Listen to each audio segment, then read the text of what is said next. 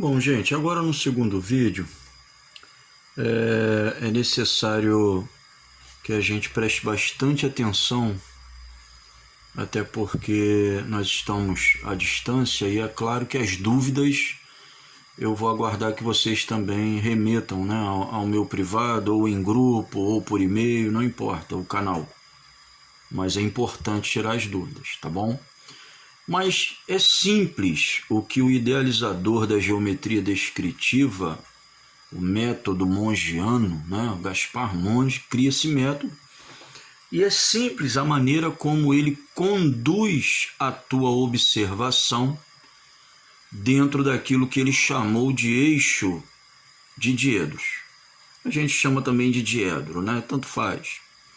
Mas esses diedros ou diedros, ele primeiro enumera. E assim como nós também denominamos os quadrantes da cavaleira, né, o superior direito, como sendo o primeiro, aqui da mesma forma. O diedro superior direito será o primeiro diedro, e a partir dele, no sentido anti-horário, o segundo diedro, o terceiro diedro e, por fim, o quarto diedro. Mas, Tavares, para que tanto diedro? Bom, na verdade, Gaspar Monge tinha a intenção, e é necessário que a gente consiga perceber o que ele demonstra para nós com esse método, porque tem muita gente falando muita besteira, vocês vão ver muita besteira por aí.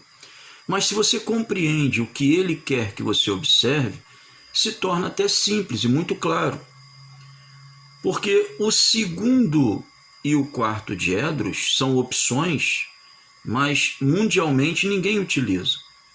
Já o primeiro diedro, que é o diedro francês inicialmente, e que também foi adotado por nós no Brasil, inclusive a norma geral do desenho técnico, ela traz o diedro, a utilização do primeiro diedro, né, para todos os projetos e tal, em território nacional, enquanto que os franceses, brasileiros, alemães e vários outros povos, né, normatizam como o primeiro diedro os ingleses, americanos e outros países pertencentes até mesmo os da Common Law.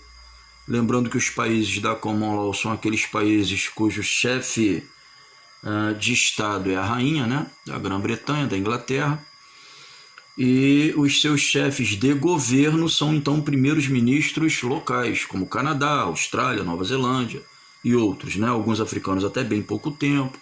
Mas enfim, eles adotam o terceiro diedro. Então, o terceiro diedro é o diedro inglês. Vou botar Grã-Bretanha aqui para a gente se ligar, embora a Grã-Bretanha seja lá a união, né, da Escócia, uma das Irlandas, Gales e Inglaterra apenas. Mas vamos lá chamá-lo de diedro inglês. E, claro, né, mas por que novamente essa diferença? Bom, já falei sobre isso, Revolução Industrial, a segunda também veio logo em seguida, e aí cada um desses dois países buscou os seus métodos próprios, blá, blá, blá, blá. Sendo que Gaspar Monge foi um cara francês, e ele que idealizou, né, que unificou as principais técnicas e colocou então nessa técnica revolucionária dele que a gente utiliza até hoje. Mas o que ele estava querendo dizer para nós com isso? O que ele estava tentando mostrar para nós com isso? Eu queria mostrar para você, fazer uma referência a esse cartão de mesmo nome aqui. Imagina você querendo fazer uma leitura desse código de barras para digitar ou para ler com o equipamento, ele nessa posição aqui. Obviamente você conseguiria, não é mesmo? Se ele horizontalmente estivesse ligeiramente inclinado, você ainda observa esse código de barras. Se ele estiver um pouco voltado para a direita, olha lá, você ainda observa, mas se ele, ou para a direita ou para a esquerda, né? Mas se ele tiver com o verso voltado para um dos dois lados, mais para cima, mais para baixo, você não conseguiria identificar. Naturalmente não conseguiria identificar o código de barras. Então, da mesma forma, Gaspar Monge queria mostrar para nós que o plano de projeção vertical e o plano de projeção horizontal têm faces próprias, onde você então vai projetar e observar determinada imagem. Então é sempre desse lado aqui no vertical, ó, e nunca lá atrás. Da mesma maneira, na parte de cima do horizontal e nunca por baixo. Sendo assim, nós vamos então agora, compreendido isso, nós vamos então agora resolver o que é essencial em qualquer sequência de observação, porque é a sequência de observação de cada diedro que vai resultar no posicionamento relativo das vistas. Essa sequência dos elementos, né, de observação ou projeção é que vão lá na frente dizer para nós qual é o posicionamento relativo das vistas. Eu vou colocar em cavaleira para ficar mais fácil aqui para nós, ó, ficar um pouquinho mais fácil do que a nossa perspectiva isométrica. Pronto, corrigi. Bom, tanto o primeiro diedro quanto o terceiro diedro, então, terão sequências de observação, mas em cada uma delas, o primeiro elemento, primeiro e terceiro diedros, e aqui primeiro elemento, segundo, terceiro elemento de observação lá do primeiro diedro. No terceiro ou no primeiro diedros, o primeiro elemento de observação será sempre o observador.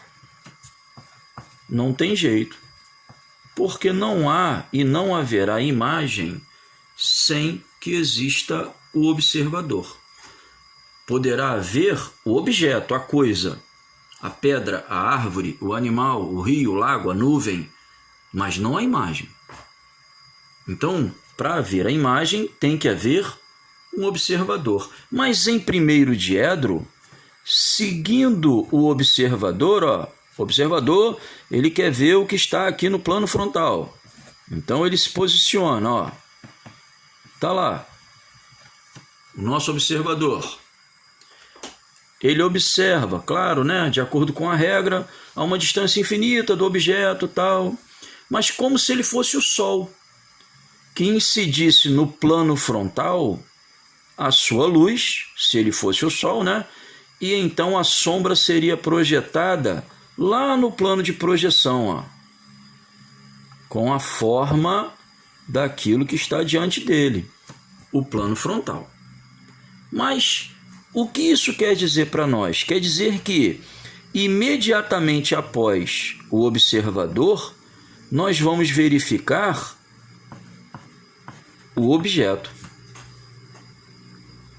E só após o objeto é que nós vamos verificar a imagem. Em algumas versões, essa imagem também é chamada de plano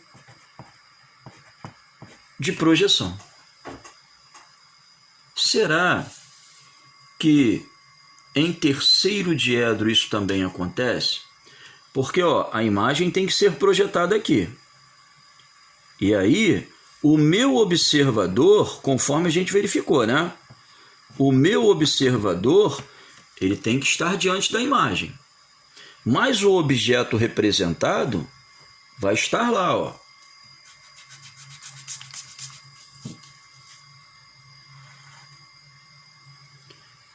na prática, todo o segredo do posicionamento relativo, que é consequência dessas sequências de projeção, está aqui, ó, em compreender na observação do terceiro diedro essa situação aqui, ó, essa particularidade. Porque quando ele olhar para o plano frontal, antes dele será formada a imagem. E nessas condições, em terceiro diedro, nessas condições, o segundo elemento de projeção, então, será a própria imagem, enquanto que o terceiro elemento de projeção será, então, o objeto.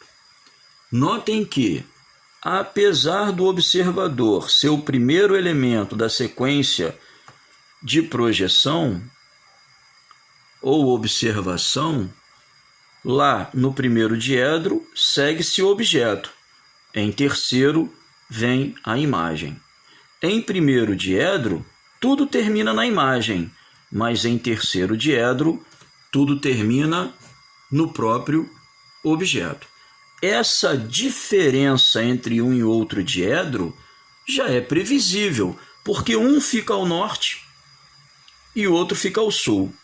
Um está à direita e outro está à esquerda. Então, quando isso aqui influenciar no posicionamento relativo, que é o próximo vídeo, né, que eu vou mostrar para vocês, todas as vistas que dependem da vista frontal para se posicionarem, elas vão ter as suas posições completamente invertidas, de acordo com cada diedro. Ok? Então daqui a pouco a gente fala mais sobre isso.